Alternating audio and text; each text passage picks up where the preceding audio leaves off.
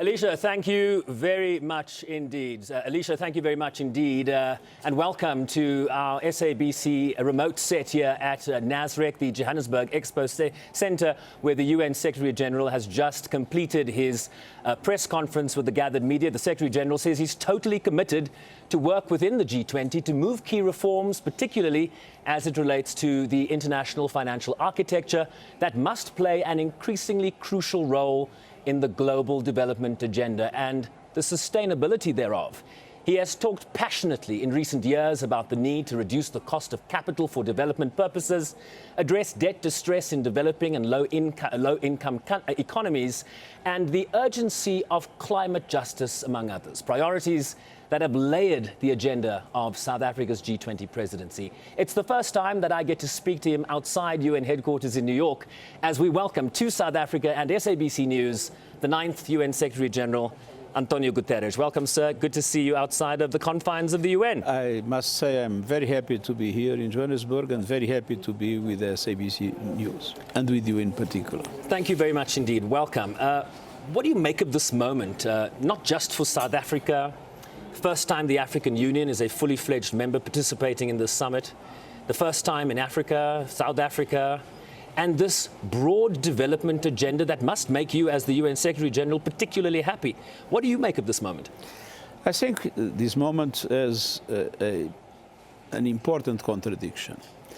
On one hand, we see a growing movement of the developing world and the very strong intervention of the African continent in international affairs, even if the African continent is not represented in the international bodies, be it the Security Council or the World Bank or the IMF, as it should, but very active as a continent and with clear Africa vision and clear Africa positions. And that, of course, is pushing an agenda that is a fundamental agenda. It's an agenda of, in a world where there are deep inequalities and deep injustices, to see how we can push for the reforms that are necessary to correct these injustices, correct inequalities. But what is the other side of the coin? The other side of the coin is that we are seeing in recent times some of the most developed countries resisting, led by, of course, the United States, but it's more general, resisting to the changes that are absolutely necessary because they understand that it would also mean a certain redistribution of their power. But what I tell developed countries is that every single day, the G7 represents a smaller percentage of the old economy than the day before. And every single day, the global south, and in particular the emerging economies, represent a little bit more as a percentage of the global economy than the day before. So this is the moment for the G7 to promote reforms that they can still lead, instead of one day suffering reforms that would be totally contradictory to their interests. So let me ask you this. So to correct these injustices is not an act of charity, is not only an act of justice, is an act of intelligence. So they're being stupid, is what you're saying?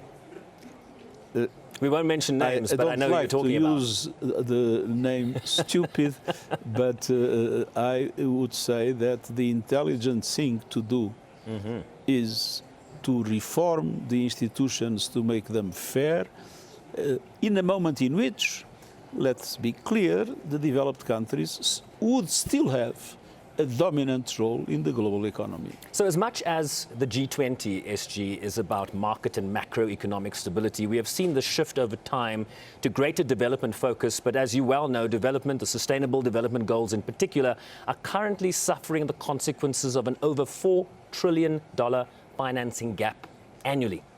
This summit is geared towards addressing the financial burden that so many developing and lower income countries face in addressing their development needs. Exactly what you said at the press conference. What must the summit deliver in that regard? I think it would be very important for the summit to encourage a number of transformations. Maybe it will not be possible have an agreement in the summit for a reform of the Bretton Woods system that I consider would essential. be essential. Probably this is not possible in the present political global environment, but it's possible to increase the lending capacity and the capacity to leverage private finance of multilateral development banks. If you put $1 in a project, it's $1. If you put $1 in the capital of the African Development Bank, the African Development Bank will go to the market and will get $7, $8 to the benefit of developing countries in Africa. So there are things that can be done. The special drawing rights, we must accelerate their redistribution, do it through the multilateral development banks, and then seriously talk to credit rating agencies. One thing that for me is clear, I'm a citizen of a European country. Portugal. And Portugal has been reducing its external debt, but at a certain moment the debt was about 130% of GDP. And Portugal would still have access to very cheap loans. Right. And we have many African countries. South Africa is one example. That have more solid financial situation and that have probably even better perspectives of development in relation to the future. And still, and now it depends on case-by-case basis, but I've never seen anyone getting money in the market by less than 6%, and I know of some that are paying 12%. And it is impossible. With this cost of capital, it's impossible to develop the country.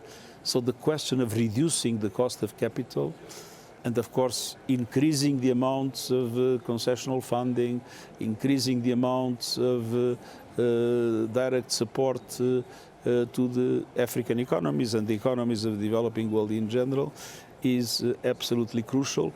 And there are many things that can be done. Swaps of debt versus climate action or sustainable development goals. Tripling lending capacity from multilateral banks, expanding their role in de-risking private investment. These are your words. Supporting countries in debt distress. Am I on the right track? Yes. Excellent. And this can be done. It's a question of political will. But this you can do all that. And it would not even need increase of resources put by developed countries on the table. It would mean multiply the existing resources in order to make them much more effective in supporting developing countries. Having said so, I'm also very worried with the fact that official development assistance has been decreasing. Well, military spending increasing, ODA, official development assistance decreasing, and this is deeply unfair in today's world. Yeah, it goes against the interests of humanity. You told the G20 foreign ministers meeting at the General Assembly in September that global military spending soared to $2.7 trillion US dollars in 2024, nearly 13 times official development aid. Say you get all of the things you desire in the short, medium term. You've got to stop the conflicts. Conflicts are undermining development, and there's no two ways about it. The Africa 2020 silencing the guns had to be moved to 2030. Sudan, the DRC, you talked about Mali, Central African Republic, Libya, the list goes on. Can we get to 2030 and silence the guns, or is that just a pipe dream? We can, but we need to understand how things happen. Many of these conflicts started with internal problems. And all of a sudden we see that more and more little and medium-sized powers are getting involved and are creating conditions that make peace much more difficult. Are you talking about the UAE in Sudan? And why? As an example. The UAE, but not only the UAE. Okay, just one example. Let's be clear. I mean, there are several providing... Rwanda and the DRC. There are several providing weapons in Sudan. But there are more and more. And the problem is that this is done in total impunity. And one of the reasons why this is done in total impunity is because the biggest powers are at odds with each other. And when the biggest powers are at odds with each other, they have no leverage capacity in relation to these spoilers. I remember during the Cold War, you had two powers, there were conflicts here and there, but when the conflicts would get out of control, they would act to stop them. Right. Now, as they cannot pick up the phone among them, the truth is that all these mid-sized powers that interfere with the situations around feel that they can do it in total impunity. And indeed, it is the case. Secretary General, we have limited time. Let me ask you two quick questions, or maybe not. It depends on the answer. The G20 presidency shifts to the United States on December 1st, a country that has withdrawn engagement at the highest levels of the G20, including the Leaders Summit this weekend. What should the posture of this summit be? What should the posture of South Africa as the G20 president be in light of the disassociation we have witnessed from the United States? No, I think that South Africa, and President Ramaphosa in particular, has acted with a remarkable dignity. And I think that this was the best contribution for the credibility of the G20. Obviously, the US is not here, but it's not only here. I mean, the US is not in the COP. The US has not been actively participating in several other international conferences. So there is this trend, which is known, is expressed directly by the US leadership, that multilateralism is not the best way to solve problems. The best way to solve problems is through direct action and individual agreements. Are they right? Are they right in that approach? That's not my approach, as you can imagine. But it's just to relativize the non-presence in South Africa because it is a trend that is happening in many other conferences. Of course, the US will assume the leadership of the G20, and so I hope that the US might be able to understand that a multilateral channel is the best way to protect American interests. The US says there's a white genocide in South Africa. Do you agree? Genocide is a legal definition that is very complex, and it's for the courts to decide whether there is a genocide. But looking at South Africa, I must say that I do not see any of the symptoms that would characterize that concept. And that, I think, is the right answer. Secretary General, good to see you, sir. Thank you so much for coming to speak with us here on SABC News. The 9th UN Secretary General António Guterres in conversation with us here on SABC as we build momentum now towards the Leaders Summit here at the G20. Over 130 meetings ongoing throughout the South Africa's G20 presidency, leading to this moment. One of the first to arrive is the UN Secretary General, a big developmental focus in this summit, and that shall warm his heart, one imagines,